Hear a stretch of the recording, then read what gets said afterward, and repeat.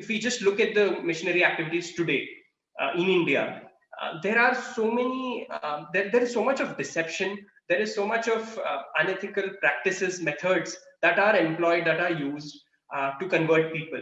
In fact, there was this recent, not recent, but a few months ago, there was this case that came up in Andaman Islands where, somebody went to convert people there.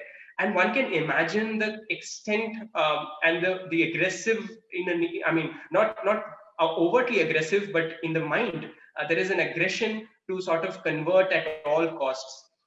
So how do you look at these activities? Can you just throw some light on the kind of activities that are going on right now? See, it is a pious duty of a Christian to convert. Like it or don't like it. Okay, that's innate of the religion. Unfortunately, it has been hijacked. Our own constitution has been hijacked. I hope I'm sure you are aware that I am an anti-conversion activist. Right? I am probably the only Christian in this country, or just one or two of them, who've been very, very vocal about anti-conversion. I would say I would even challenge any of the dharma jagarans of Hinduism. Right? I don't think so. They have the audacity to talk or put up challenges like the way we've been putting up. And I've been sticking my neck out in spite of all the odds. Right? I am a Christian, but I see it, and I've seen how the unethical practices have been happening. Now, as I said, see, Christianity, or I would let me reword it that way, churchanity is a perfect recipe for slavery. Right? If you look at the origin of the church, I'm sure even Jesus would fall off the chair if he knows what's happening now, because it's completely contradictory to what he thought. He was against the institution, and today it is institutionalized. Believe me, church has its own army, own palace. It has its own governance, it has its own laws. This is exactly what Jesus was against. This is pure hypocrisy, and it's a perfect joke. Unfortunately, it's become one of the most powerful organizations in this country. Even the Hindus don't realize it.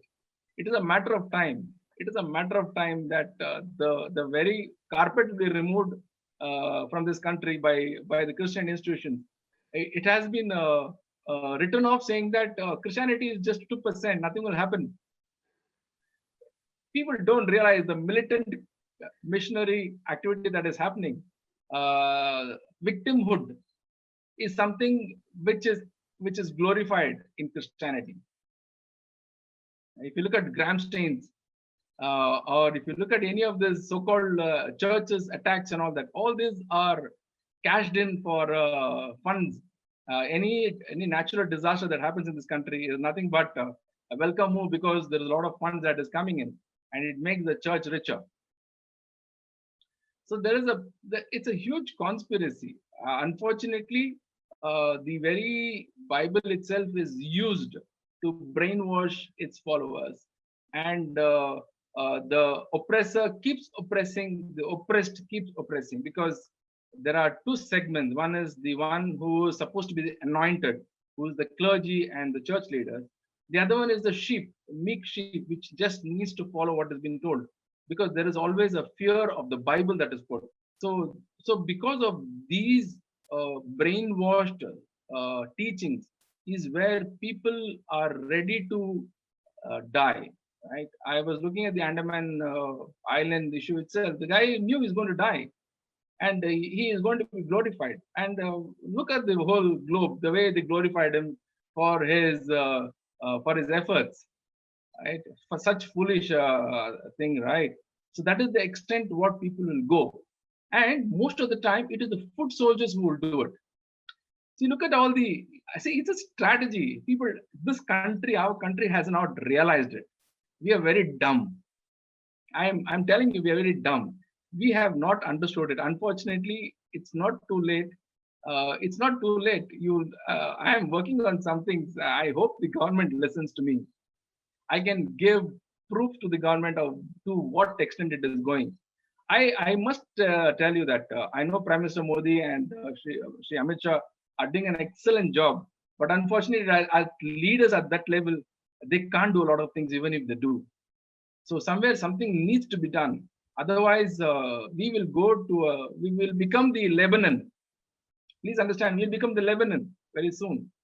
I hope something good happens and our voices are heard. In fact, I've written to the Prime Minister asking him to look at the right to religion and make amends. It's going to be a tough task. It's not going to be easy. The anti-conversion law, the anti-missionary law, because you know what, proselytization is something which is not part of this country.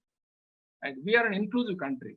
We will allow anybody and everybody to stay as long as you keep your religion at the tip of your nose. The moment you start imposing on others, okay, it does not fall into the chemistry of this country. So it's a dilemma, but unfortunately, or fortunately, that's the reality. Namaste. We hope you enjoyed this Chitti Media content. Please remember to subscribe to us and switch on the notifications for this channel. For our other social media links, more content, and to support our work, please visit citti.net.